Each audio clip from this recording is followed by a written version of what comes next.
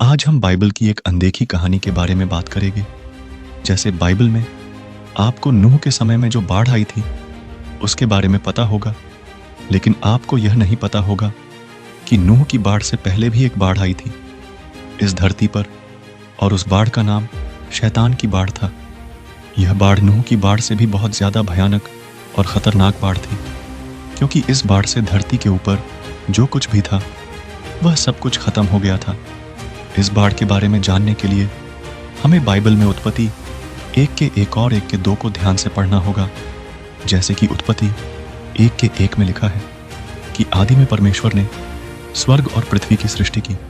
इस वचन का मतलब यह है कि परमेश्वर ने आदि में स्वर्ग और धरती को बनाया, लेकिन उत्पत्ति 1 में यह लिखा है कि पृथ्वी बेडौल और सुनसान पड़ी थी।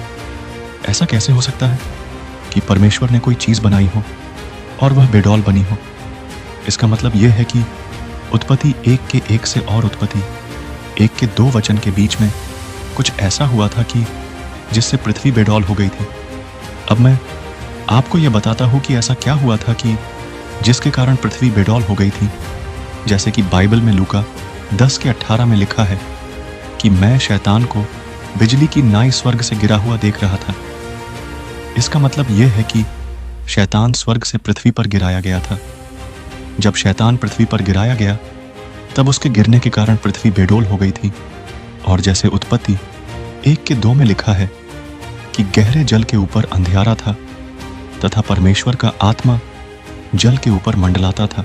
इसका मतलब यह है कि पृथ्वी पर जब शैतान गिराया गया तब पृथ्वी पर एक बहुत बड़ी बाढ़ आई, जिसके कारण सब कुछ जल में डूब गया था।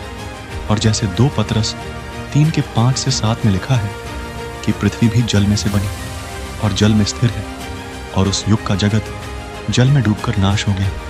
इसका मतलब यह है कि जब शैतान पृथ्वी पर गिराया गया तब पृथ्वी जल में डूब गई, और परमेश्वर ने उत्पत्ति 1:3 में फिर से पृथ्वी को बनाया और पृथ्वी फिर से नई बन गई।